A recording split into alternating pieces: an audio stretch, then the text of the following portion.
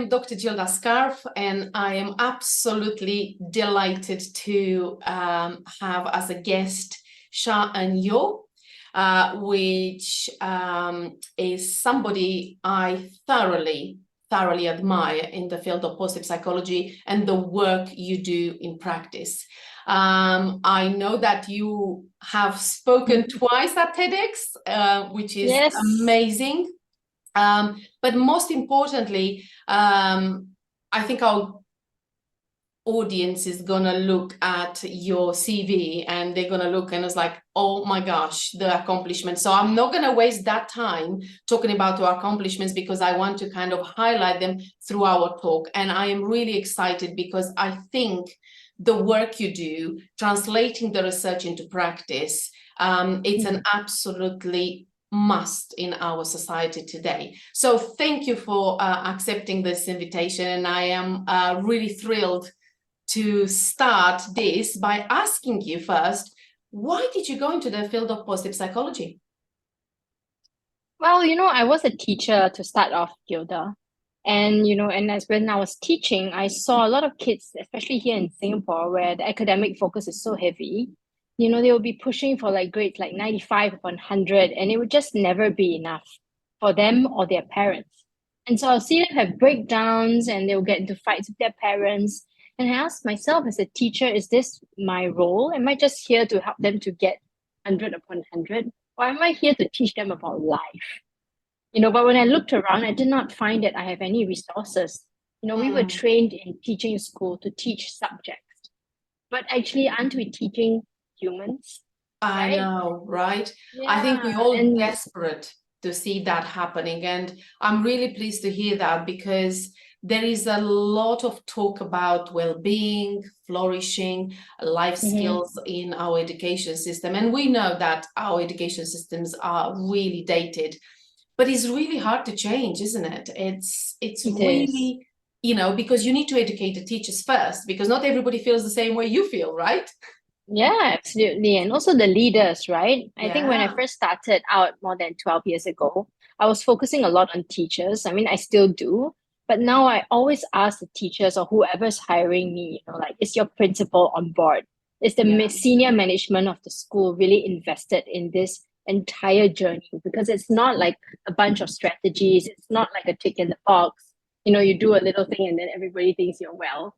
But it's more like, you're trying to build a culture with a very deep-seated philosophy that you believe every single every single person in the school community, including the teachers and the parents, can flourish, right? And those mindsets are hard to shift.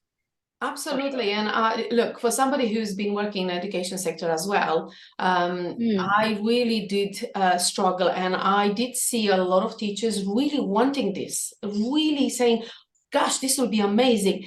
But again, one of the problems with it is that it's not quite as simple as that, right? It's not just having a bowl of fruit or just learning a couple of skills. It's a lifelong learning, but also is the way how you do it. So tell me, how do you feel that positive psychology, first of all, has been accepted in Singapore first? And how hard was the journey for you? I think when I first came back, when I first came back, I would tell people like, this positive psychology thing, and they'll look at me like, what is this all about, right? And so I put it into a nutshell. It's like, don't you want happy kids? And don't you want happy teachers?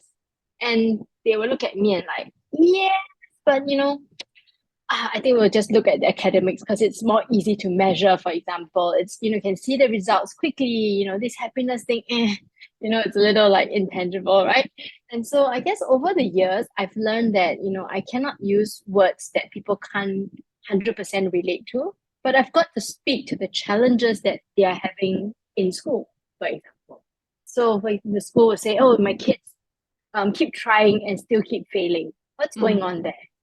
Or like we have kids who are get disciplined, they get better, and then they lapse again. Like what's going on there? So I listened a lot to the challenges, and then I started talking their language and realized that, hey, they have these challenges and positive psychology has the answer, but they do not know where the answer is. And that's my job, right? So I look into the entire body of research. I understand the field well. And then I say, no, you need this, you need this, you need this. And in terms of ordering it as well, Mm-hmm. I think that's where the curation comes in. Like you start with this because this is fundamental. And then you do this, and then you do that. Yeah. So that's kind of, how I think about it. Yeah, that's really good. So just for our audience, people will say, well, hold on a second, our schools have educational psychologists, right? We've got counselors.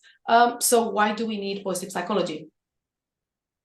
Well, educational psychologists, at least here in Singapore, target the group of students with special needs, right? ADHD, learning needs, right? Mhm. And then counselors are further down the line at the intervention stage. So a child who maybe is not flourishing and struggling or self-harming will end up at the counselor's office. But that's only maybe 10% of the school population. What about 90%? The remaining 90% who might be in one of four zones. One is that they are apathetic, they're bored. Like, why am I coming to school for what? I'm not paying attention. The teacher's boring.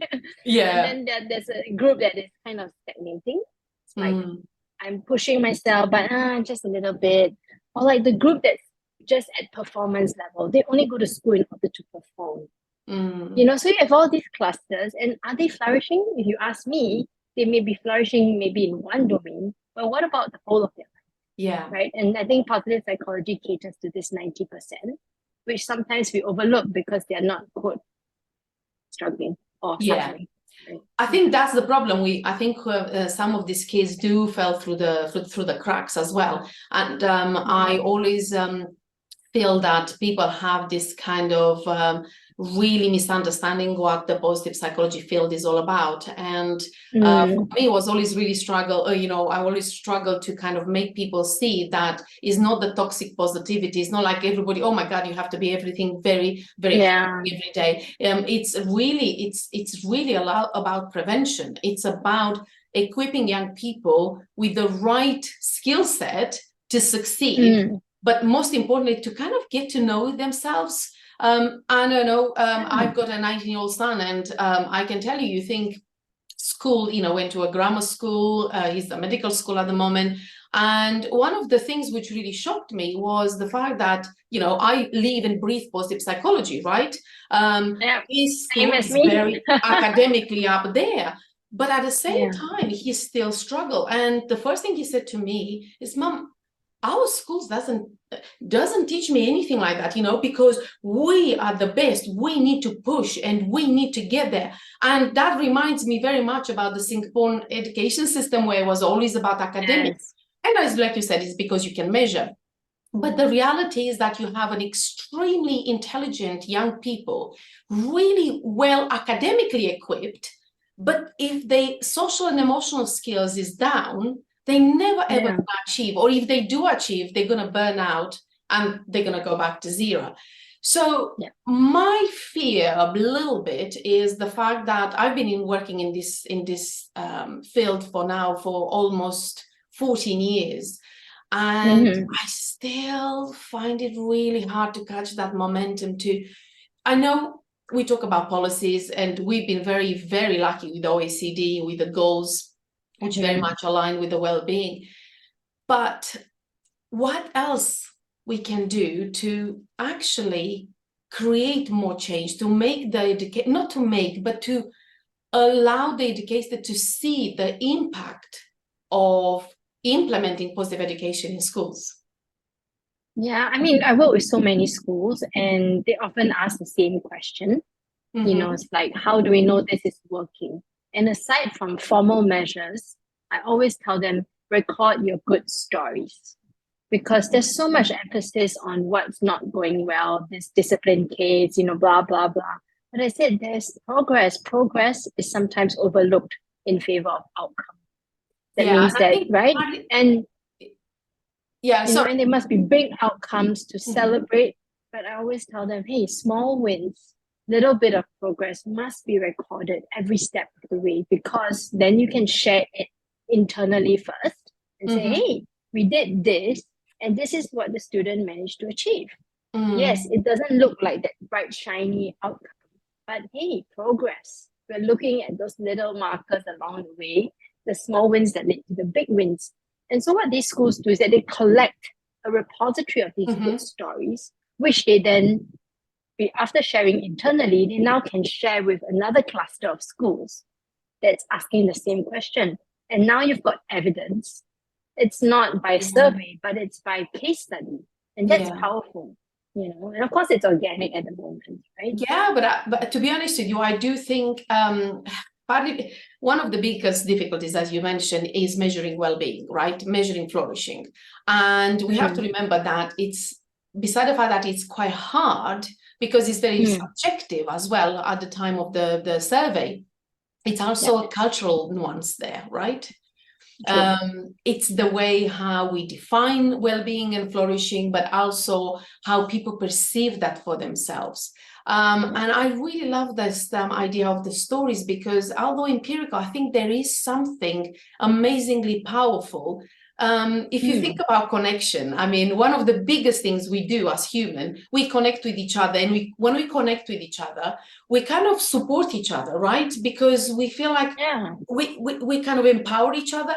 So I think the idea of the stories, sharing stories with other schools, I think it's a really good way to say, you know what, this is what worked in our school, and this is what you can take.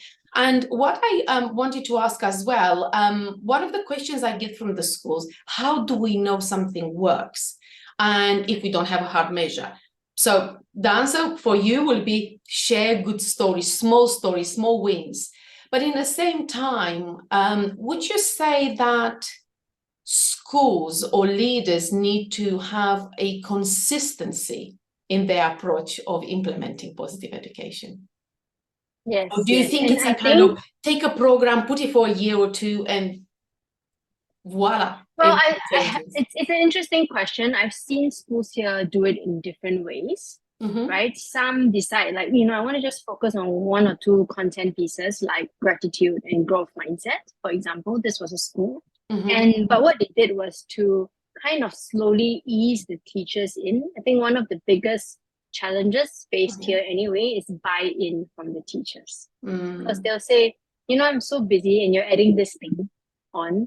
And so framing of what we are trying to achieve becomes really important. This is not new.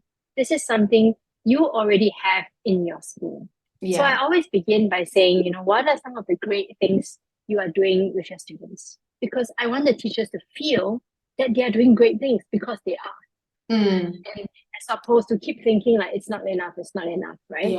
And then they'll say, oh, we already, you know, set up this structure where we write gratitude notes, for example. I'm like, great. Well, then how's it going? You know, and it's more like a consultative approach where we check in, and then they'll say, oh, but you know, we find that the kids are just writing the notes but not feeling gratitude. So that gives me a feeling like, oh, so but because they just went through the motion, we did not touch their hearts. And so that's when we start thinking, well, how do we design it such that this particular concept can be broken down not only into like the definition of it, but in the implementation, we've got to think, how can we touch the heart? And then how can we touch the brain? And then how does that prompt them to take action? Right?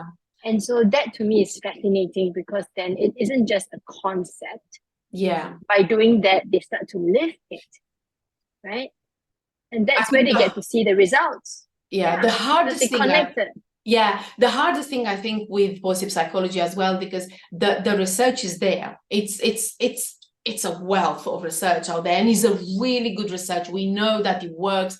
It's just that bridging that gap between research and practice. And I think this is where always has been over the struggle. How do we translate research into practice? But I'm going to put a question to you now, and it would be really interesting to see your take. Now, let's talk about students age perhaps 12 to 13 up to the age of 18. What is your take in kind of creating programs like positive education programs where students actually learn by themselves? I know the biggest problem, for example, in the UK and in the Middle East is the fact that the teachers don't have time. I'm pretty sure in Singapore is the same. I would love to do this. I have no physical time to implement this. I know it's beneficial. So the buy-in is there. the time which is not there. And we know that we can't change that because that's a policy level, you know, I mean, eventually that might change, but at the moment it's a really difficult situation. What do you think? I mean, do you think that could be something where researchers and working with educators, obviously, to create, because we've got the technology at our hands now, right? So should work. But do you think kids will, educated enough, you know, like an introduction kind of thing, do you think they would do that? Would they take stock of their own learning about themselves? And that kind of will take away, in a sense, the teacher's time. You know, I haven't got the time in a curriculum, but then you know that the students are learning something, and perhaps in tutor time, just do a check-in and said, okay, this week you guys learn about personal brand identity. What have you learned about yourself? And just have a more of a conversation. I'm just worried that sometimes all these prescriptive lessons, beside the fact that, you know, you need time, might be like you said about the young person who's saying that I know about gratitude, I'm going to write about it, but I'm not feeling it, kind of thing. Do you think that might be the way for positive education implementation to take the weight from the teachers and kind of put a bit the accountability on the young people? Would it work? I think the young people actually are very open to these ideas. I mean, I have a 14-year-old and I spend quite a bit of time in schools talking to the young people, and this content they want to learn. But I think we have to make it relevant and accessible. So by relevant, I mean, like, you know, recently, not so recent now, we had a case where one of our national swimmers, he won an Olympic gold medal. Right. So he was the pride of the nation, right? Wow. Because, like, you know, we're a small country, he won Olympic gold, he beat Michael Phelps. It's like, whoa, you know, but then obviously maintaining your form, it's not easy.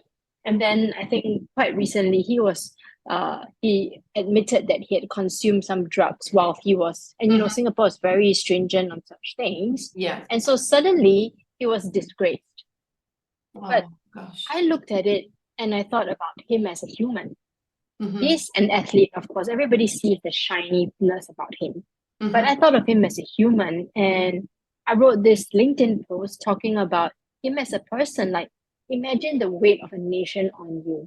He had lost his father recently, so maybe it's like his father has been his cheerleader. So I just kind of showed some compassion to him.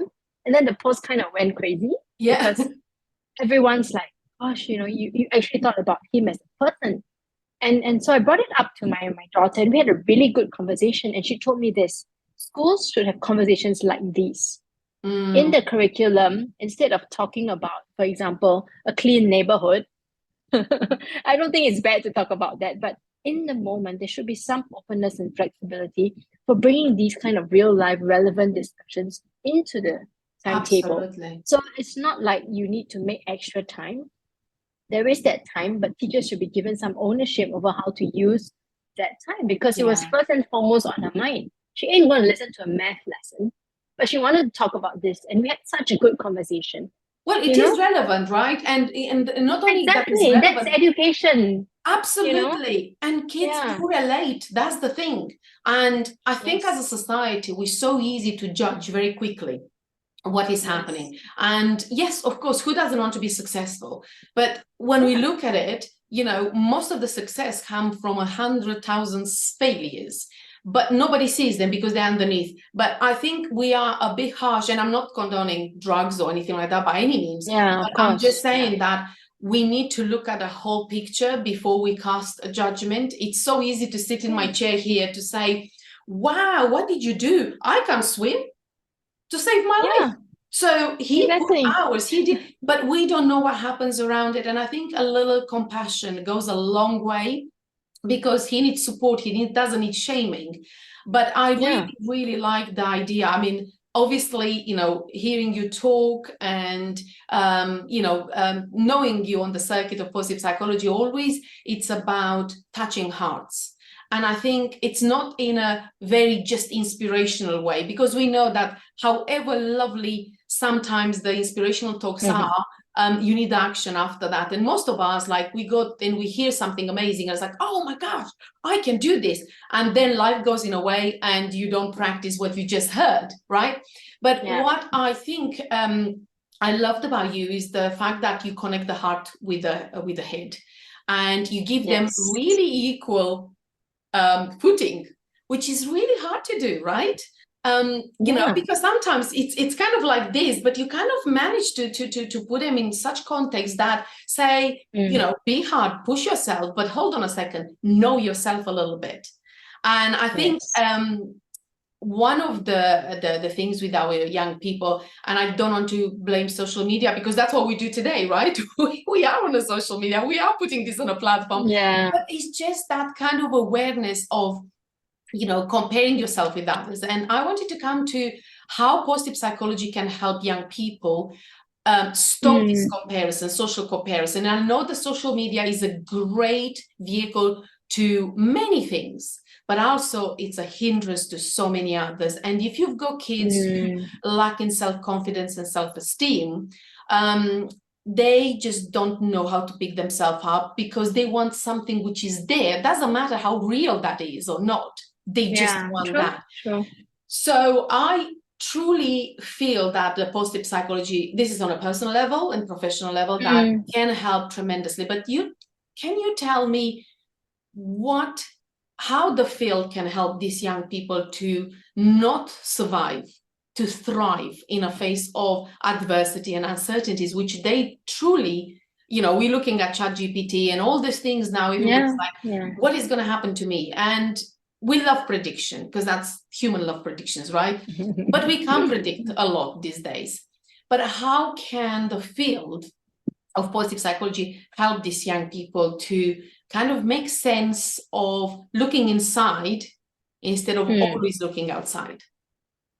Yeah, I mean, there's so many pieces that I think can be so relevant to address this question. But I think the word that's coming out for me is discernment. You know, to me, it is about teaching our young people not, you know, most approaches is remove the social media, get rid of the tech.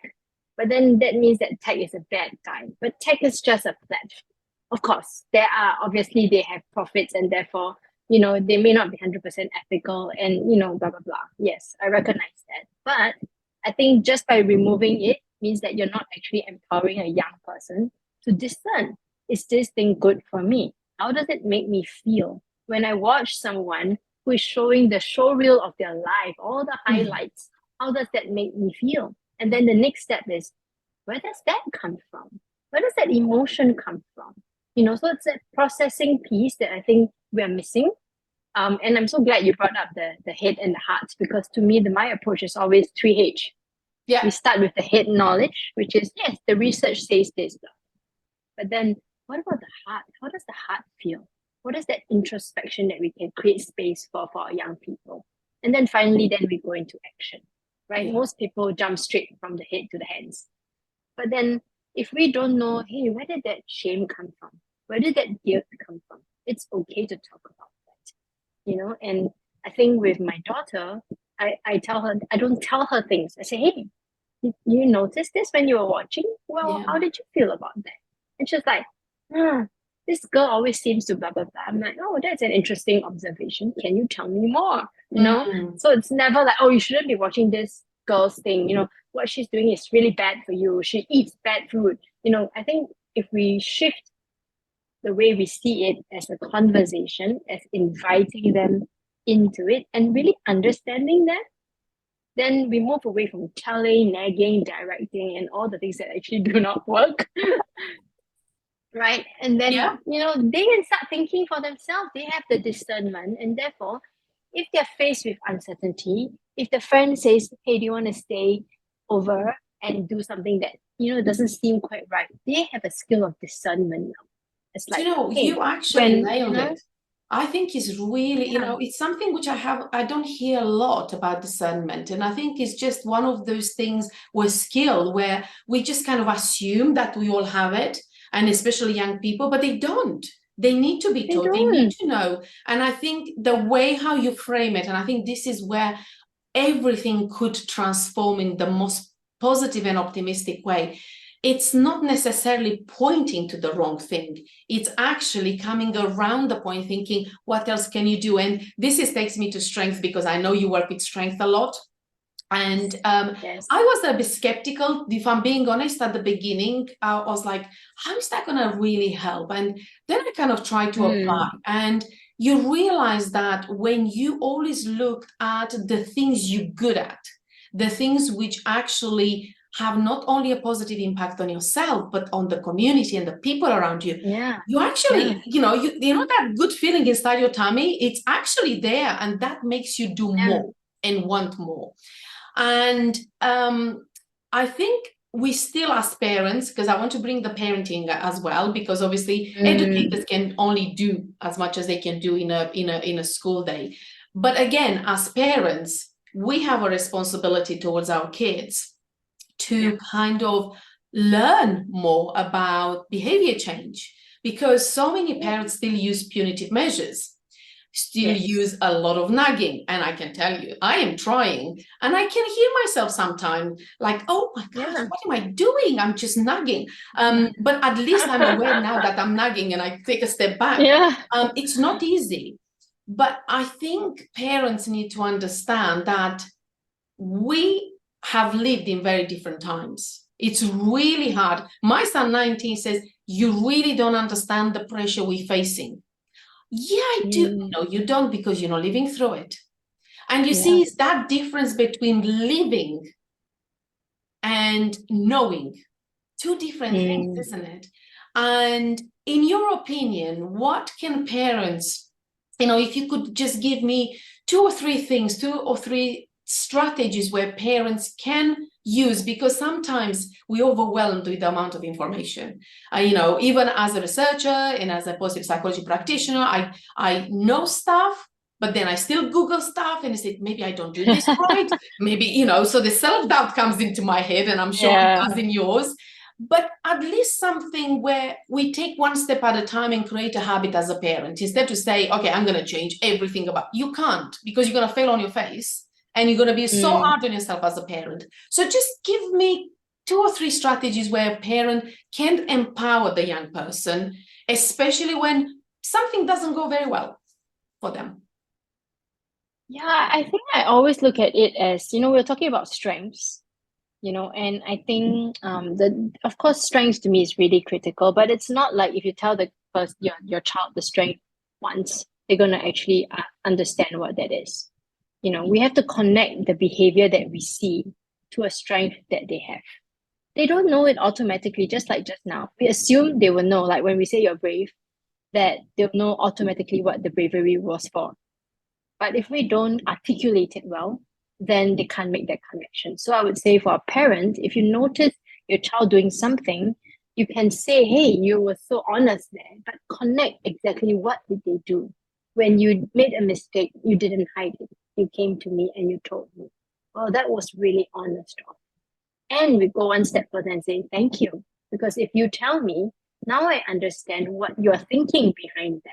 And I will now know how to respond the next time that happens. So it's like, sometimes I think we do things halfway and then we expect a really good result.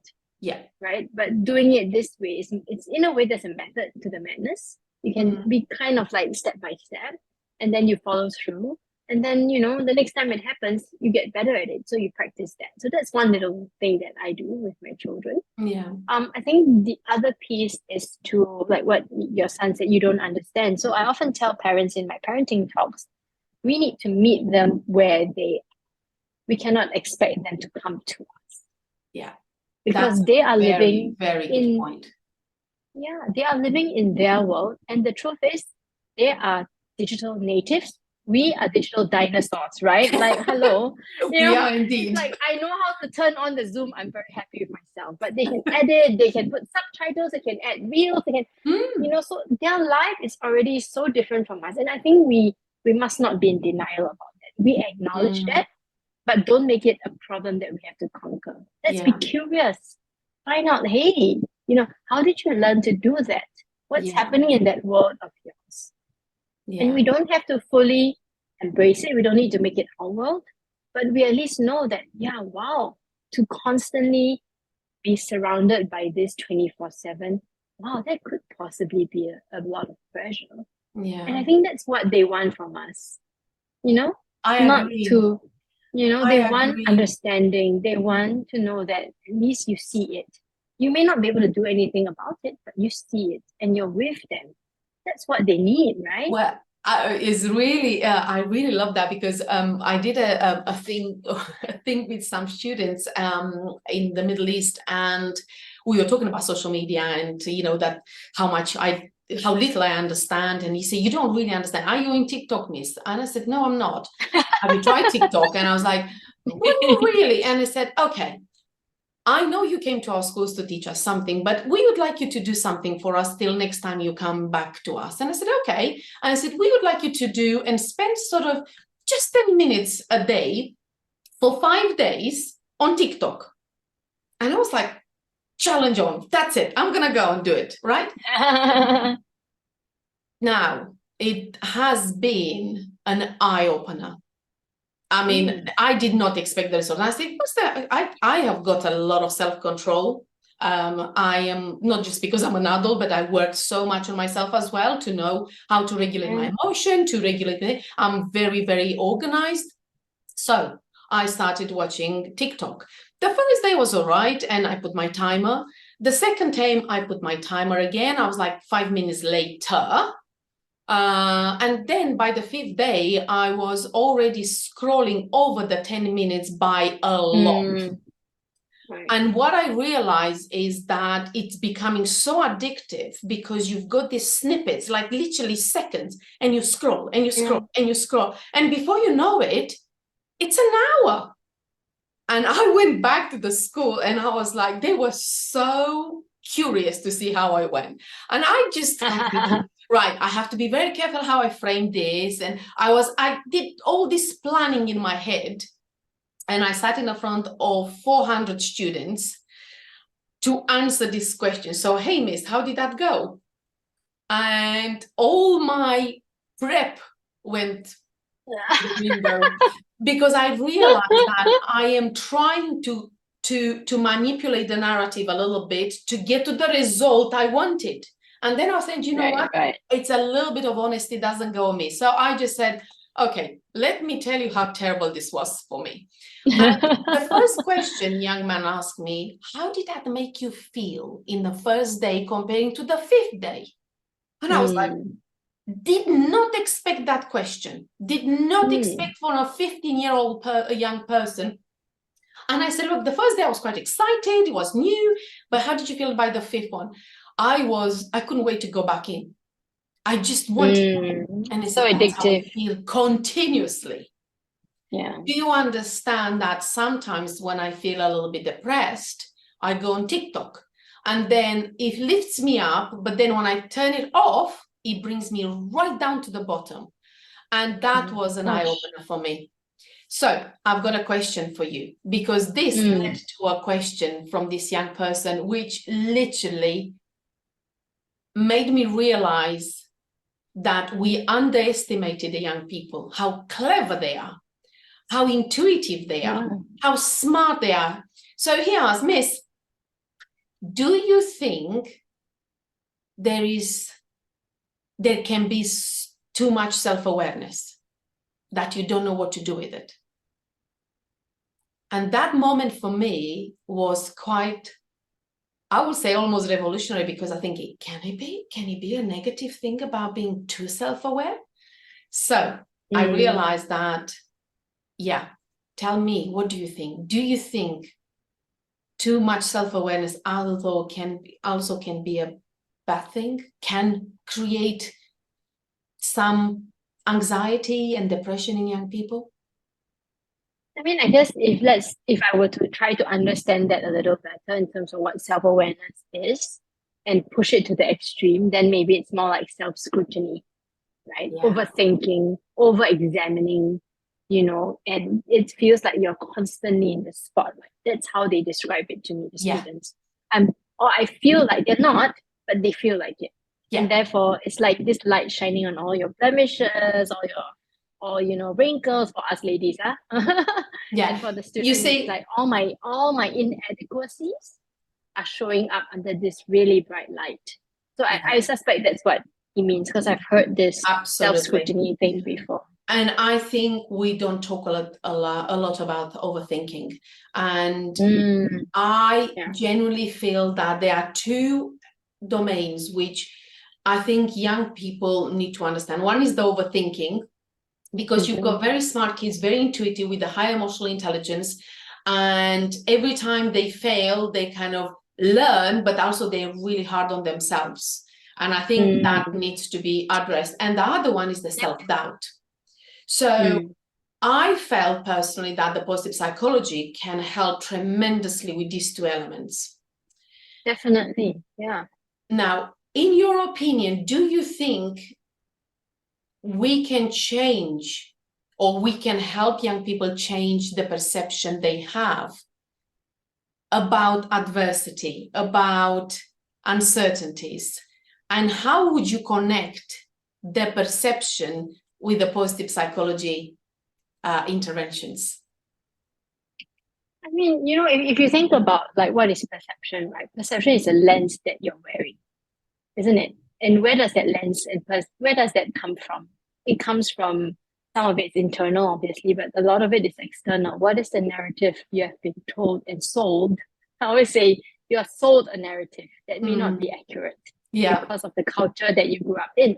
Your parents went through some things, and if they haven't dealt with their own issues, then it's projected upon these children, who, as you say, may come with a baseline intelligence, but then they've got this narrative around them, and so they be buying into it because there's no other option that they have exposure to. And so they develop like what Carol Dweck would describe as a fixed mindset, right? When I fail, it means it's a dead end. Well, who told them that? Yeah. Right? So now in positive psychology, I think we are in this business of like helping them to unlearn that thinking pattern. Yeah. But it begins by awareness, like, oh, I have this thinking pattern. Well, is it true? Is it helping me? Is it helpful to me? Well, it is helpful in so much I protect myself. Sometimes self-doubt can be protective, but it is not helpful because I don't achieve the things that I want. I feel lousy about myself. Well, then now you have a choice. Do you want to continue feeling lousy about yourself for all the things that you wanted to do but didn't because of this doubt? Or do you want to, blah, blah, blah? And I think that's the space we're not giving them. Yeah. We need to give them a space to say, can I make this choice for myself? And it's because I think, it's easy to give a prescribed answer and ask them to take it. But if we give a space, then they learn to make their own choices. And of course, adults will be scared, like, we are leaving a 14-year-old to make their own decision. Well, what if it's wrong? Oh my God, they're gonna be impulsive, they're gonna choose the wrong thing. But I think, like what you said, can we recognize that they have inner wisdom? Can we cultivate that by giving them the space to do it? Because if we keep doing it for them or making this, then how are they going to cultivate it themselves? They can't. Yeah. And then by the time they're 18, they've not had any practice. And then we send them out into the real world. And that's why they crumble and fall, and adulting becomes so difficult. We haven't given them practice. We haven't. That's how I see it. That's very, very true. And I think one of the things, they do perceive everything as permanent and finite. It's always like, if I don't do this now, or if I fail at this is the end. They don't see beyond that. And I think this is where something which we really need to address, because we talk a lot about failure in schools.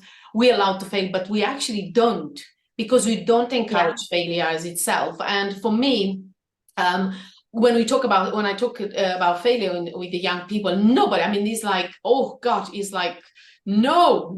Taboo, right? I can't afford to, I can't afford to fail. What will happen if you don't go to university this year and you go next year? Oh, no, that can't happen. And say, but why? And we see, when you actually try to pull it apart, they can't actually say, okay, you lose 1 year of your life, but in that year you could do community stuff, you could do anything really to help. So you can, explore different skill sets in a very different setting. But I mean, it's a very superficial definition of failure. And like with many of the concepts, I think like resilience or even growth mindset, I realized that we take it at very face value. you know, Absolutely. right? It's like, it's black or white. Like, I failed or I didn't fail. But hey, what about all the gray zone and nuances in between? I tried, I failed at this, but I didn't fail at that. Yeah, I was trying to learn canoeing and I put the oar into the water and I paddled the water, but you know, the next time I did it, I got the water all flat on my face. So you Yeah. succeeded a bit, but you also failed a bit. Yeah. So these nuances, I think we need to normalize that it's messy and it's okay. And Yeah. as an adult, we can normalize it by talking about ourselves going through the process. I think right? this is And absolutely yeah, paramount of importance, because one of the reasons why I went into research mental toughness is because I love the concept. Also, I felt that I had to really, really fight for the word itself, because everybody assumed that is pushing through the pain and just going at all costs, and demolishing these myths. You know, it hasn't been easy, and I stay told, because I don't want to change it, but in the same time, very few people understand that, or we know at the conscious level, but we don't apply it, is the fact that, you know, all these failures, you are going to remember all the successes, which comes very quickly. I don't remember some of the stuff which would literally happen, and I was very present, and I was like, yeah, wow, look at me, how smart. But actually, I don't remember the journey that much, but all the struggles which I encountered, you know, beside the fact that it shapes you as a person, I think you actually remember and grow through it. And that takes me to the question of transcendence. Now, there's a lot of talk about at the moment, and Scott Barry Kaufman is doing a lot of work on transcendence, and he's trying to bring positive psychology into this kind of journey with transcendence. What is your take? Do you think we can?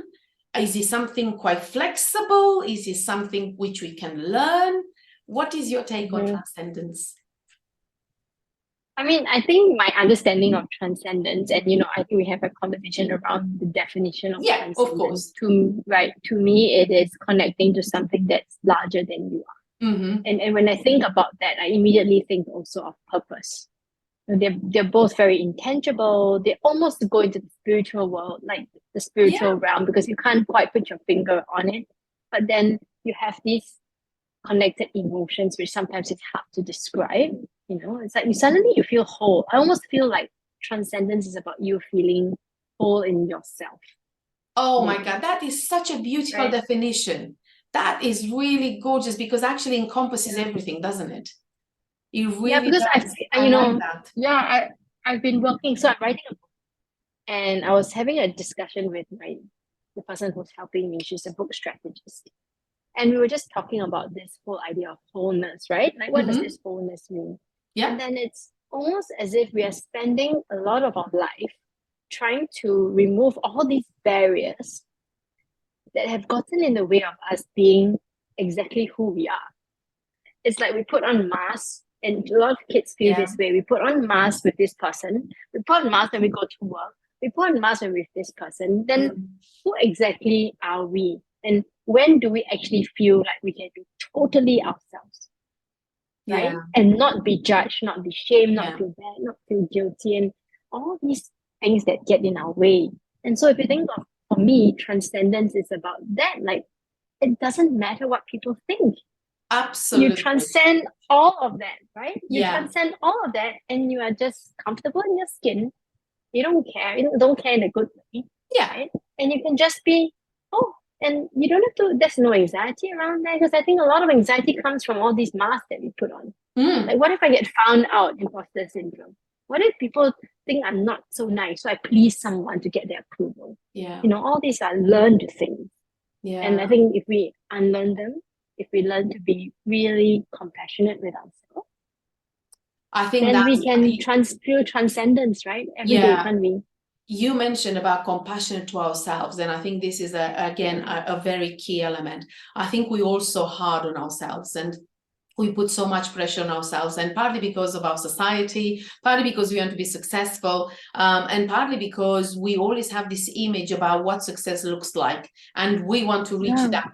And then when we don't get there, we don't get validated, we're kind of thinking, what is wrong with me, right? Instead to look at Exactly. what is right with me. And I I really struggle with that because, again, I come from a communist country as well, and the society at the time was very hard, and education was there. But most importantly, was what I learned through my environment, that I have to be and try to be the best I can at everything I put my hand to it. And sometimes, however hard you work, you will never be the best. And describe what's the best, really, right? You know, my best with your best might be very different, right? It's a scale. But it's that kind of lack of self-compassion and self-care for ourselves. And this brings me towards, you know, I know you need to wrap it up soon, but you did a documentary about chasing happiness. Yes, I mean, I was one of the persons interviewed in that documentary. Yeah, absolutely. Do you think we're a little bit too obsessed about happiness these days? Yeah, I mean, I often tell people, like, it's so ironic that like my branding is happiness scientist, but That's I why think, I asked. and I said I'm going to shoot myself in the foot by saying that happiness is not the goal. I'm so pleased, because I want it for the audience, because I know that's what your happiness scientist, and I love that.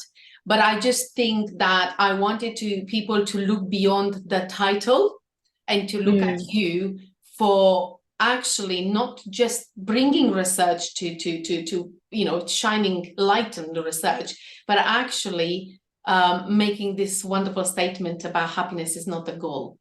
And because you know what happens when it's the goal? When it becomes a goal, then all those mechanisms kick in. The achievement mechanism kicks in. It's like, oh, I must get this, and I must have a plan. I must walk that plan, and then you get there, and then what? That's how. And then you choose another one, right? And another one, and you never be satisfied. You can't be content. You can't have peace. You can't be in alignment, because you're just chasing, and for what? What is it all for, right? So I tell a lot of people, I said, the brand of happiness that I always espouse, it's not about that constant feel good. A machine can constantly feel good because you can program it to always be like, you know. But I contend that life is about the exploration, the ups and downs, the nuances that we experience, and then giving ourselves permission to feel what we feel, right? And then making sense of that for ourselves. That's our experience, and that stops us from being constantly in the chase, which is exhausting, isn't it? It is. Because if you go and play hide and chasing or catching or tagging right now, you'll run out of breath. You do. You absolutely do. Do you think happiness is a choice? I think that, I mean, if you look at the definition of happiness being in that momentary state, you could say, like, you can wake up every morning and say, I choose to be happy. But I think happiness is a state of being. You know, it's being who you as opposed to like, I want that thing. Right? So I think if you asked me this 12 years ago, I would say, like, with 100% conviction, it's a choice. Is it? Well, everything is very subjective as well. It is a choice for you to live your life in the way that you want. That I say yes. But must it be defined by happiness, that you are always that, you know, that doesn't have to be. You could a person who chooses, like, I was watching this documentary about this chef who chose to work in a very remote part of the world. And in order to get his food, it takes like 3 weeks for the person to just bring in the food.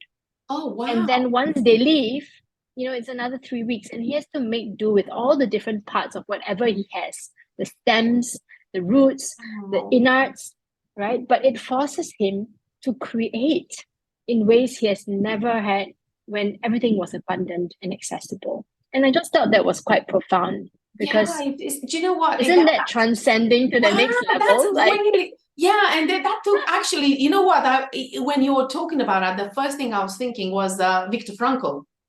You know, really, straight away. And I still remember that book really shaped my thinking a lot. Thinking about that, you know, we all want to be happy, right? Who doesn't? But again, our definitions and the way how we feel about it, the way, for me, it's always about perception and attitude, the way how I perceive something. If I want to do something which I'm not really keen or very good at it, I will still change my attitude to say, you know what, maybe I'm not the best at it, but I'm going to go with a positive mindset and I'm going to do the best I can. And then I'm going to be satisfied with the result because I know that I've given my all. But also perception, because I think for me, perception, and it's something which I have started looking in the last few months on it, because again, our perception is really shaped by our environment a lot, and our behavior is shaped by. But if somebody tells me something and repetitively tells you something, and I've seen that in teachers, bringing back teachers where, they say, well, you will be slow, you don't understand, and I've told you so many times, they don't have the time to kind of say, hold on a second, well, try something different, or try, from a lens. That child goes in life thinking he's stupid, thinking he's slow. So this is where changing that perception about, not about the validation outside, but about the effort I put into things. I really think that it kind of, again, goes back to that intrinsic motivation, intrinsic confidence. What am I good at and how do I show up in the world? And is it harming me or is it not harming me? And I just think that as much as we want to, these little, how should I call them? Pearls, I would say, these are kind of little discoveries which we found through positive psychology, through research, through existential psychology. I think they are very important because, like, we're not reinventing the wheel, right? But we're just bringing all this to people conscious level, and also making sure that people realize that this is a life learning. This is not something which you take a skill and, even if you take a skill and you want to learn it, it's taking forever to create a habit. But I wanted to ask you, I promise this is penultimate question. What is one unpopular belief that you hold about the field of positive psychology? Oh, that's a good one. Unpopular belief that I have about positive psychology. I think it relates back to that. We must, how do I say it? It's almost like, positive psychology is this umbrella. And of course, because of the way that we study it, they are bound to individual concepts. Yeah. Right? Even PERMA, it's like pillars. Yeah. Yeah. But then all the magic to me is in the nuance of how everything interacts.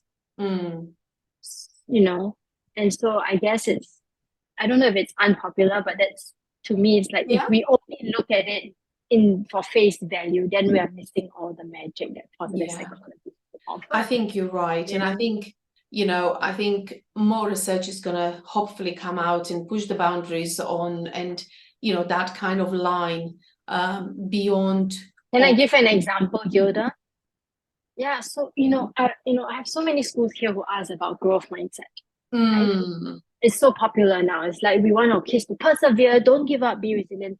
And then I go in there and I tell them, like, when we think about growth mindset, what immediately comes to mind? So they say, oh, it's a mindset. Our kids are always learning. I said, great. But when we actually go about trying to apply this growth mindset in our life, how does it actually feel?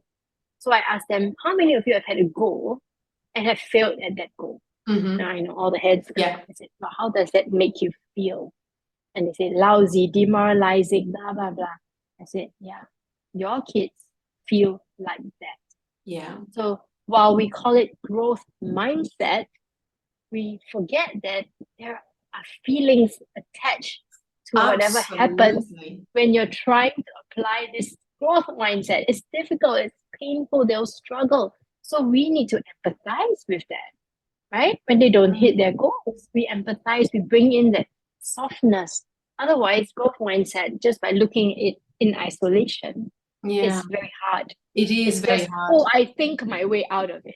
But if your emotions are hijacked by the amygdala, you ain't gonna think your way out of it. We've got to settle the emotions, like calm them down, right? Help them to, blah, blah, blah. And then maybe ask them some questions about the growth mindset.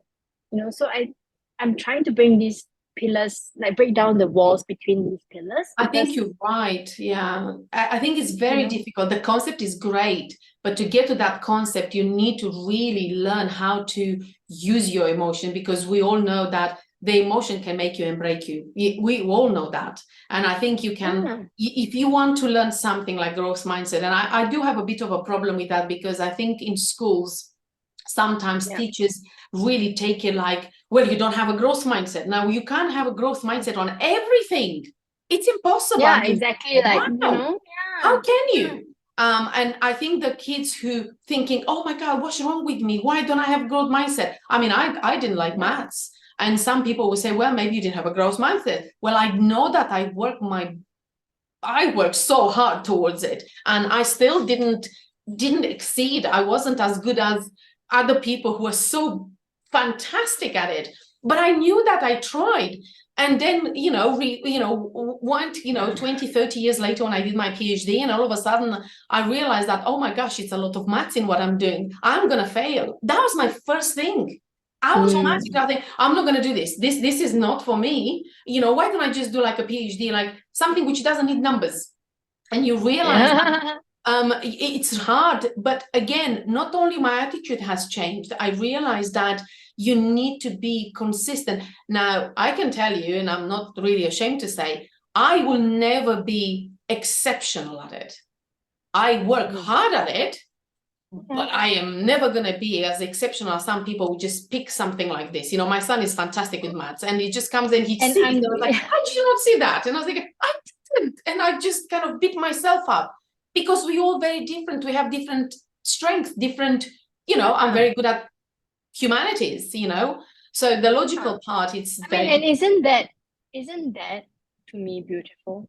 Because like that, you can accept that you don't have that gift, then you can stop questioning.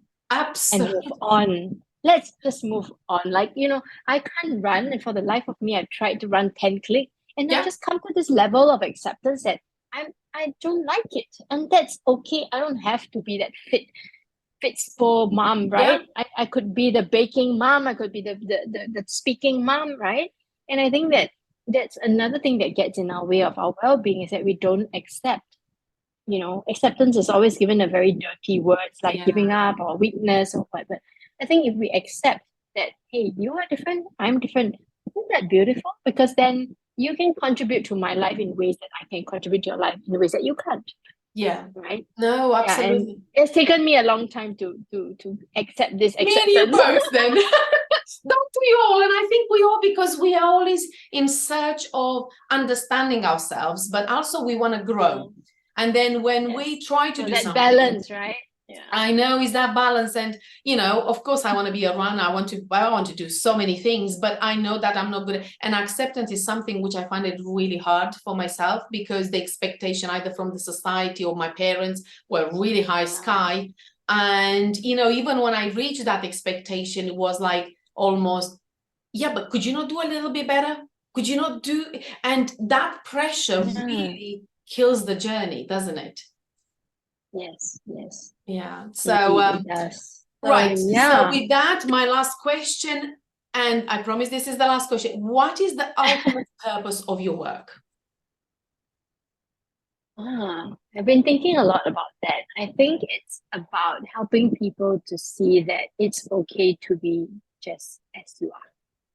Oh, that is beautiful. That is really, truly beautiful. And I think we need to have self-compassion. We need to have self-care and self-acceptance, and look in the mirror and see the beauty of what we can give and what we are as people. And I can't thank you enough for this wonderful thank you for having me as your first guest. I'm super honored. I am absolutely delighted. I said, when I was planning this, and it's been something in my pipelines for so long, and I was like, who I would like my first guest to be. And because I followed you for so long, and I just love the impact which you have made in your community, and your honesty and also being humble has giving me a lot of hope for the future of positive psychology field, but also the future that we can change, we can create change one step at a time. And for that, I am incredibly grateful for being here and being my first guest. And I wish you the very best of luck and can't wait to see what's next for you. Thank you so much. I will ask my audience, of course, I will put the details of Sha'an into the transcript, and also you will have links where to contact her. Thank you so much. I'm truly grateful, and I wish you the very best of luck in the future. Awesome. Thank you. Thank you.